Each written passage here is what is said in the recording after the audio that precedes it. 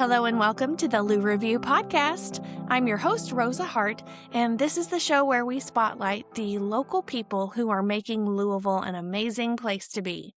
On this show, I get to speak with local business owners as well as nonprofit leaders like the one we're talking to today. Meet Ashley Dearinger. Thank you so much for joining me today. Hi, Rosa. Thank you so much for inviting me to be a part of the podcast today. I've been hearing so much about you. I feel like we've been circling each other for a couple years now at this point. So it's exciting for us to finally be able to connect. It's true. It's true. And there's just so many amazing things that are being built in Louisville. There are a lot of needs, but where there are needs, there are people working to meet those needs. And you and your partner, Allison, have been doing an amazing job with that.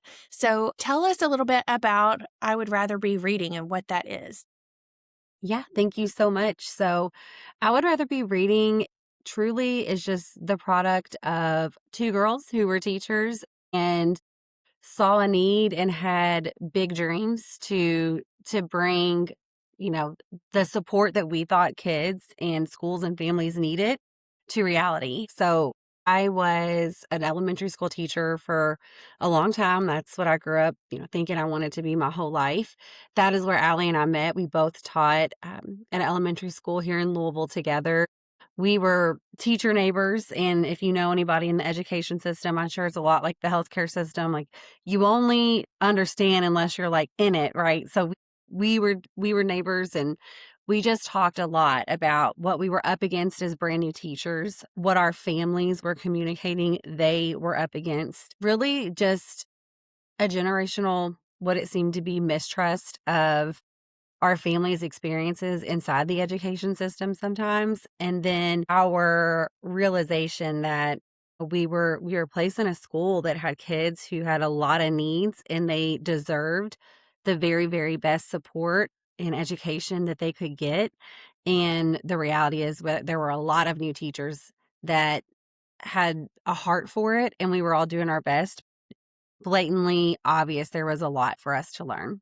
And so we bonded over that and said, let's become the best version of ourselves as educators as we can be so that we can get our kids and families what they deserve. And we spent years learning a lot about relationships and the part that they play in education and in literacy instruction. It's a wild thing to be a teacher in a kindergarten, first grade, second grade classroom and realize, I don't really know how to teach kids to read. Like, I have this degree, but I don't truly understand the science of here's where this kid's at and how do I move the needle. It was a lot of, reading scripts and reading lesson plans that were provided. And that's not always, it's not what our kids needed. So her and I engaged in our literacy certifications together. At the time, we were really focused on, we would just get together and say, where are your kids at? Where are your kids at? Well, I'm going to try this strategy. Like, you try it. Okay, what's working for you? What's not working for you?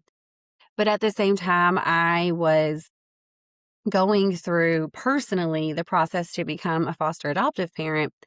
And I was taking these classes for trauma-informed parenting. Like, what can you expect when you bring a child into your home? And what does that look like developmentally to be in out-of-home care and to maybe have experienced whatever it is that got them into the system? And how do you respond to it? And what resources are out there? My kids at the time who were coming to my home, they were infants. But as I was going through this training, I was like, this doesn't necessarily apply to my kids that are at home right now, but I do see a lot of these things that we're learning about really seeping into my classroom and what, our families are displaying and what our kids are displaying and how that's interrupting these really amazing literacy lesson plans that I have.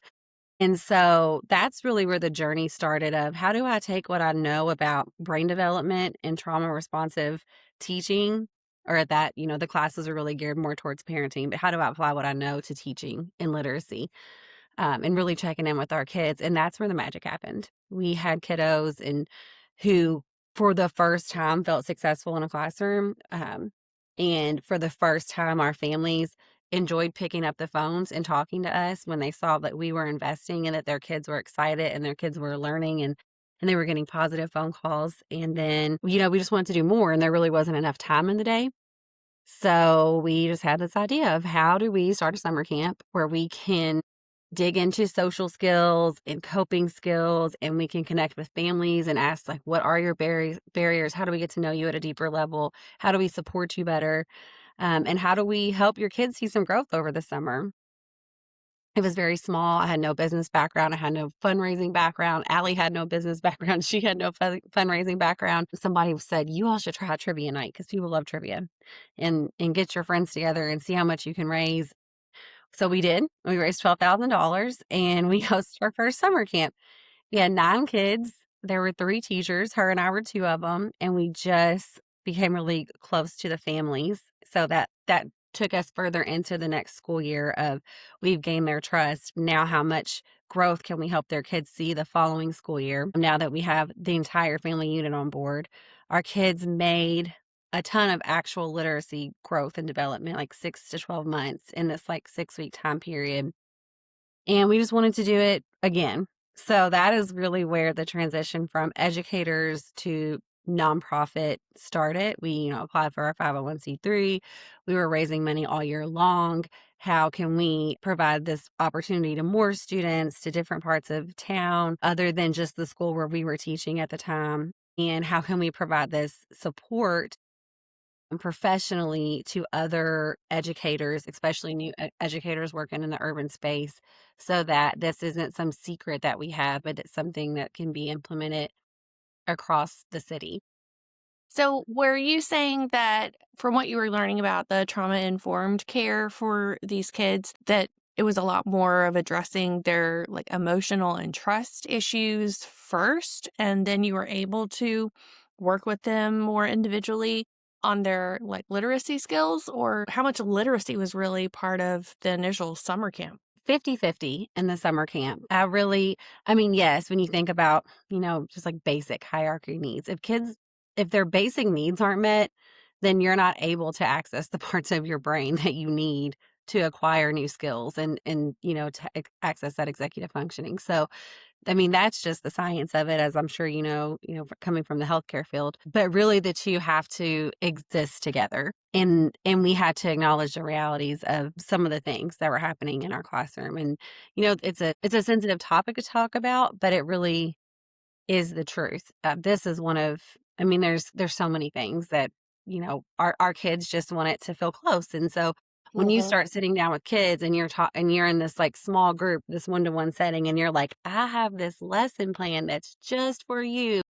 And I know exactly what skills you need. I know exactly where you're at. I know exactly what book you're going to like. When they have you in that one-to-one space, they're just going to start talking to you on a personal level. Like it was unavoidable. And then you would get to know your kids. You would get to know what was going on in their lives. And that's what they always wanted to address first. And so part of understanding trauma and just being responsive is like knowing your kids and avoiding triggers, because if kids are triggered, then they are not going to be in a space to learn. So say like you were doing some word work or phonics activity, or you were reading a story and the word dad comes up, right? Like dad is a very simple, like CVC consonant vowel consonant pattern word. Well, I remember one of Allie's like aha moments was she was having this girl that we were working with, and she was close to, work with her every day, and she was decoding that word, and she just starts busting down in tears, and she's like, oh my gosh, what's going on? And then her dad had went to jail the night before, and not only had her dad went to jail the night before, but her dad was like arrested in front of her.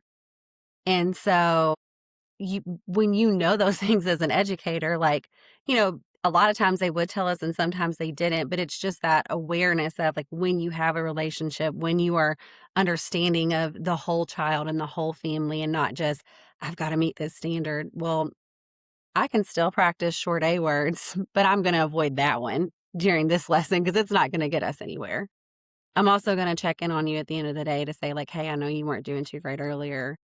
How are you feeling? Like I'm thinking about you, so that when I come and see you the next day, you want to come and engage with me in this group instead of remembering, well, that really wasn't a great time. I don't really feel like I'm going to do that today. Yeah, I hear you because building trust is just so core to making any kind of academic progress. I know my husband's a teacher as well. He's a high school teacher for JCPS as well. And he does push-up contests with his kids, and he'll play basketball with them on lunch break and stuff, and so since they have that rapport, he's also known for having the best classroom management skills as well, but he has that relationship with them where they know that he sees them as people, and they're able to, like, come to him, and they feel like they can trust him, and so he's able to get through to people. He's also really good at breaking down big concepts into small pieces, but that relational aspect is so important. So I'm really thankful you and Ashley, or Ashley, that you and Yeah. Allie were able to tap People into, confuse us all the time. They just right? sometimes they'll just refer to as the A team or,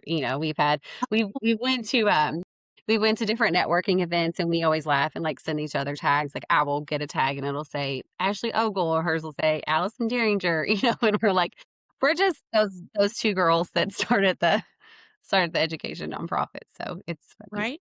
And are you two both still working as teachers full time?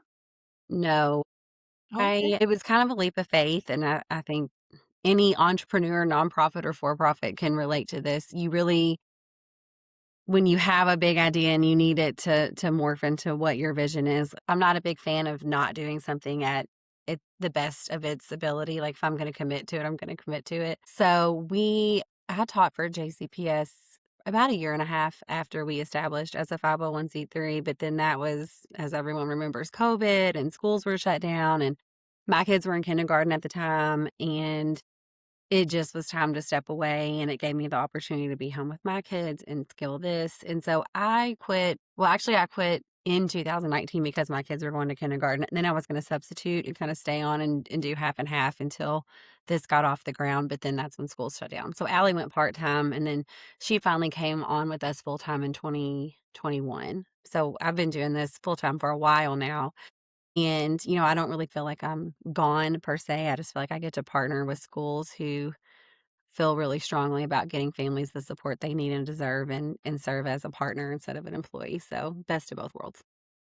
That is utterly amazing and so brave of both of you. Like, thank you for what you've done to really step out of your safety comfort zone to really make this into the bigger thing that it is now. I was just at your breakfast the other day, and you had the room full of people at the Kentucky Science Center there to support the mission. And I was really impressed by the partnership you've had with, is it Equus Flight Academy?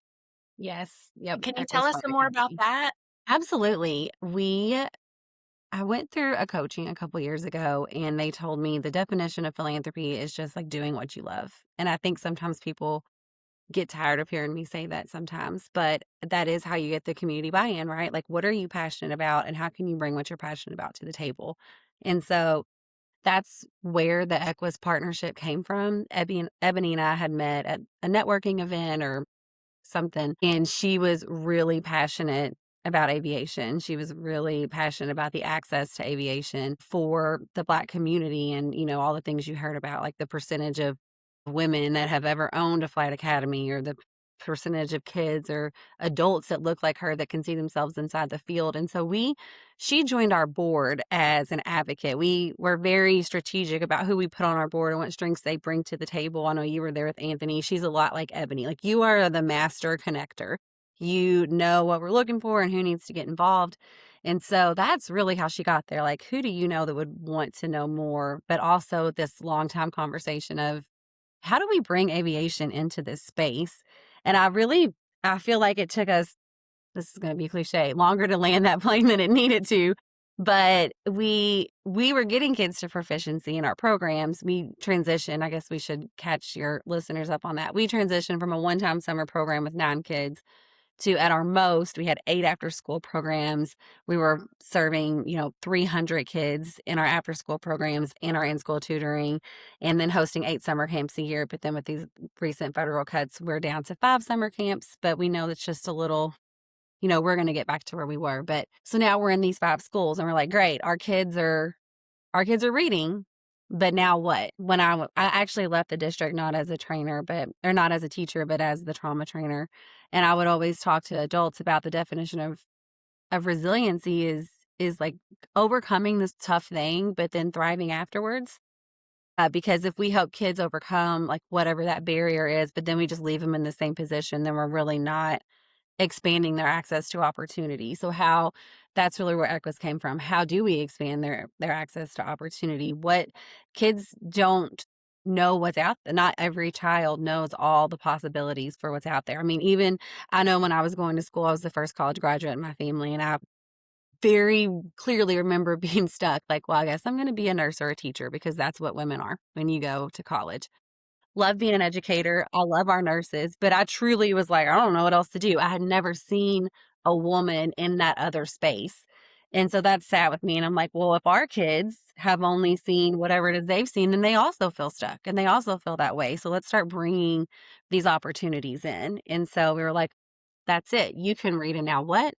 Let's start with aviation. And Shannon, Ebony, and Tim over at Equus, they are really great at making it digestible, whether our kids are in kindergarten or whether they're going to sixth grade. Here's what's out there, and this is possible for you. Because, you hear aviation and you think, I'm going to be a pilot or I'm going to be a flight attendant. But they do a really, really great job of like, you can fly a drone or you can be in aircraft sales, you can be a mechanic. You can get out of college and work at the airport. Do you know if you work at the airport, you can fly wherever you want for completely free? Like, what an opportunity that is. And I just don't think that our kids have seen that. And we're like, now that you can read, the door's open for you. So let's open those doors. Yeah, that would be highly motivating to me. I might be slightly tempted to get a job at the airport just so I can fly more. See, I'm like, stop Uh, it. Stop it. yeah, I tell you what, I mean, the more I travel, the more I realize the best food is actually in Louisville, so I gotta come back Oh, I know. 'cause When you our travel and food's people are like, we're a foodie city. I'm like, are you? Are you and though? people's like, "I don't know if you have experienced Louisville, you have to do that before you can say that you've really lived." Hmm. That's my essence of my being at this point. Yes, I agree.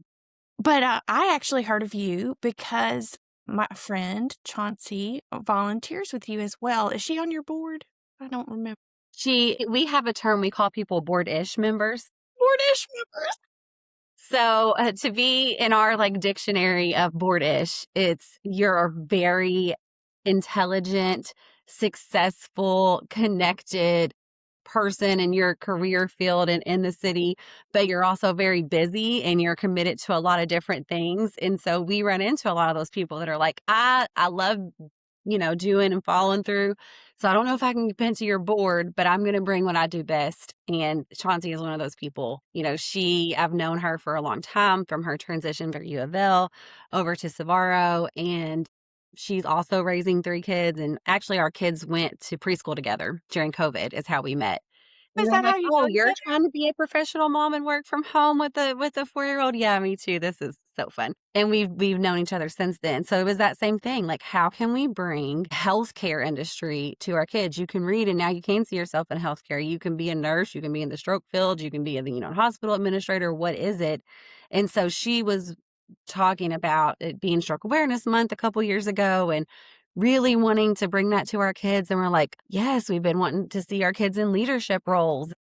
We want to talk to I mean, it really came about that, we have a lot of our families where uh, grandparents or other family members, older family members are heavily involved. Some of our kids live with family members. Sometimes, parents are working and it's like, well, the conversation really started around, well, what do you do? How do you recognize symptoms?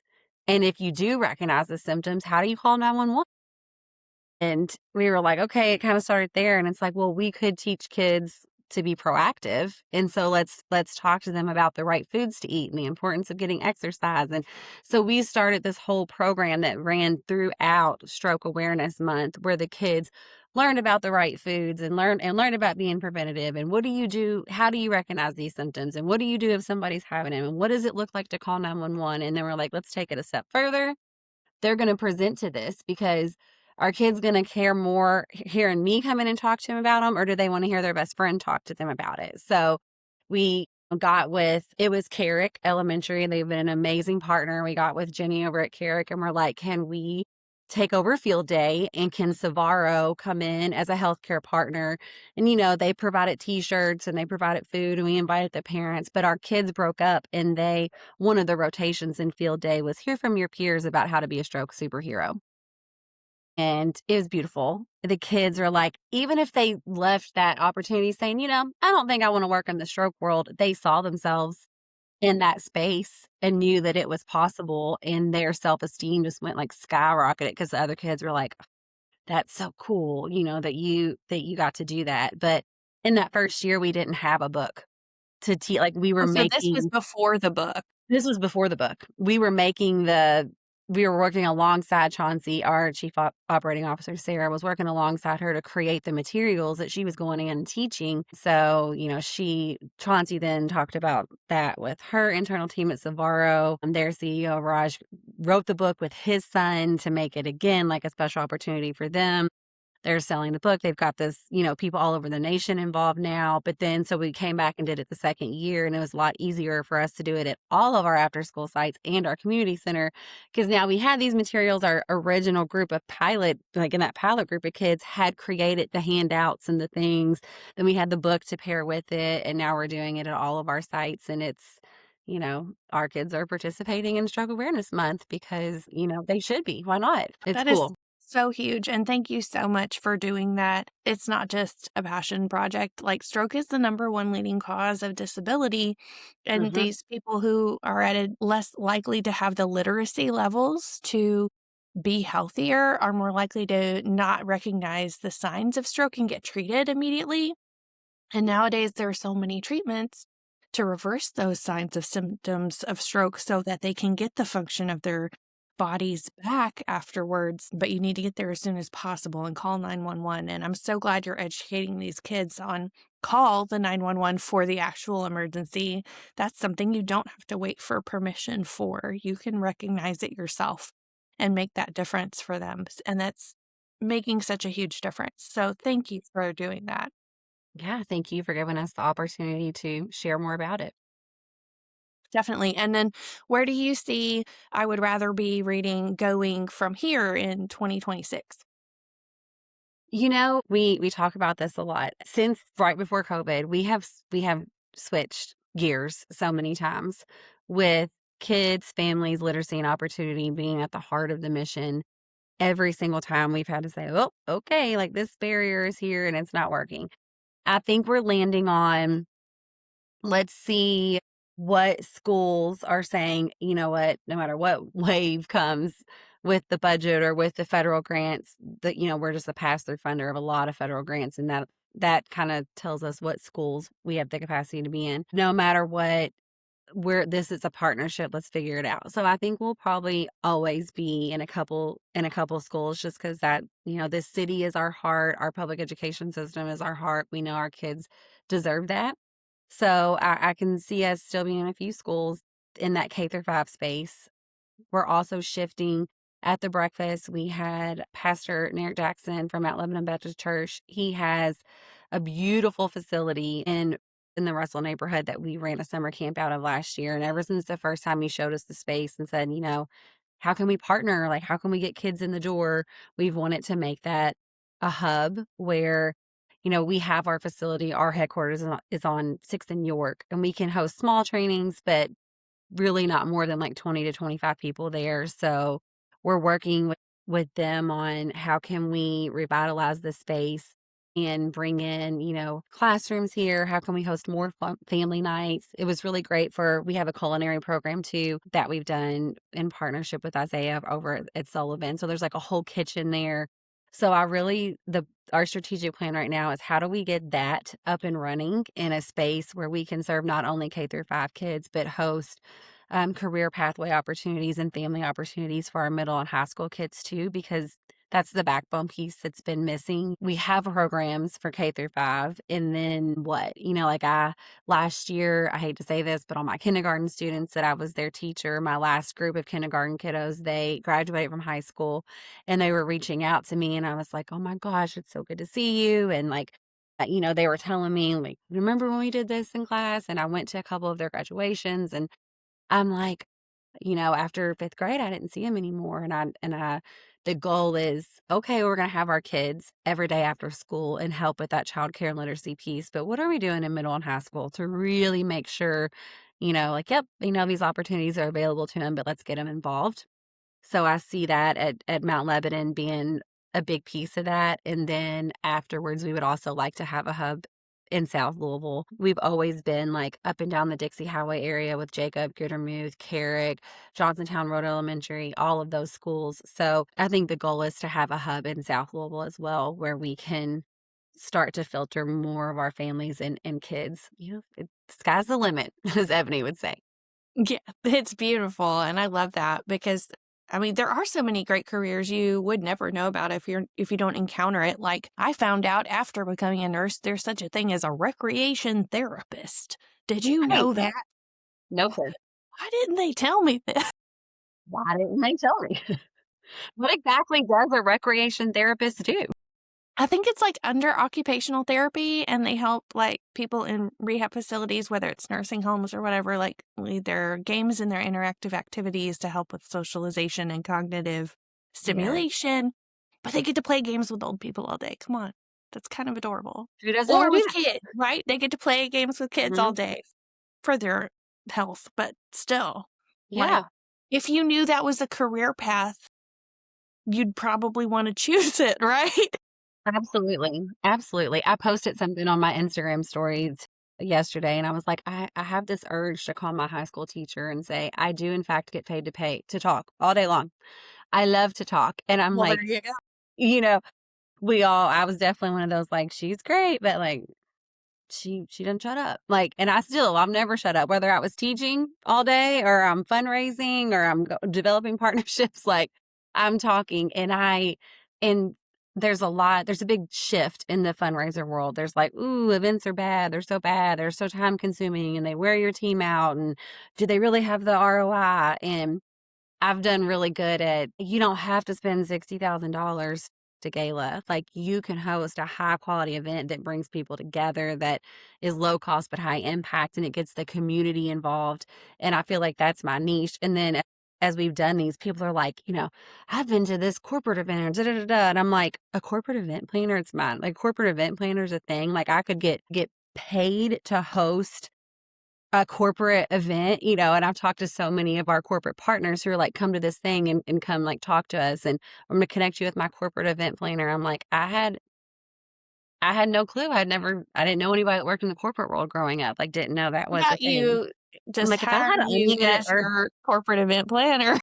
yeah, I'll do that on the side. I'm great. I'm great at throwing events. I love it. It's my happy place and it's helped us grow. So, yeah, let's just show our kids what's out there and see what they can do with it. So if anybody wants to join in the work you're doing or support it, where can they find you online? www.iwouldratherbereading.org. Due to recent cuts, I'm back to managing it myself now, but all the main pieces are there. You can learn about our programs. You can learn about volunteer opportunities. You can learn about what events are coming up next. You can hit that contact form. Parents can send in questions if they want to know more about enrollment or, get subscribed to the newsletter. So when we roll out our summer camp opportunities, because all of our programs are free. I think we touched on that at the breakfast, but we're like, let's just remove that barrier.